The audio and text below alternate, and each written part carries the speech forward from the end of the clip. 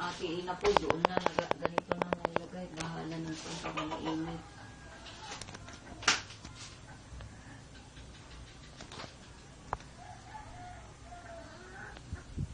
Nasabi mo rin ba si Alan to ka ano may timangan? Opo.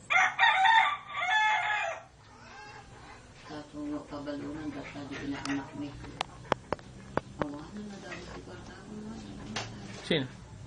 Ni Alan na sinika magkakami ni manang ko. Sinika ni Alan ko kung ano Bartago taong trabaho ni Bayan. Tunisunod pa siya sa Bartago na trabaho na kikan na kami. Di ba rin kadanda ni Mama Sweldo mo?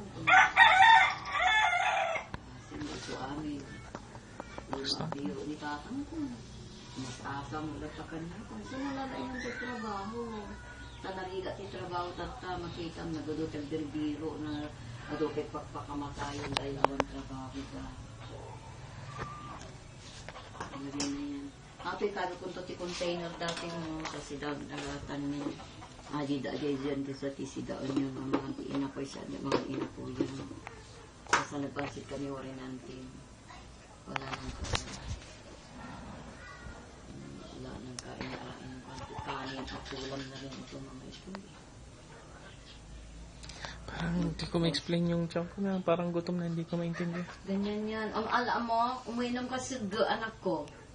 Ang gagawin mo yan, yung ganyan na sakit, ay yung mag-am ka pag nagluto kayo ng kanin, yung kumukulo, pati yung kunting bigas na kumain ka. Ganun yan. Yan ang sakit niyan, kirita mo.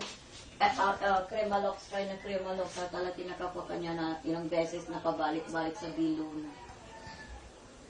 Ayun lang sabi ng lola namin. Ate sugge, kanong pati dadi bagas na namadipay na luto. Kasama doon. Eh, pati gamit ng tanin. Ang balong kay Tupe, pati pansi. Ida mamerianda yun, kini Konto Richard. Madamdaman to.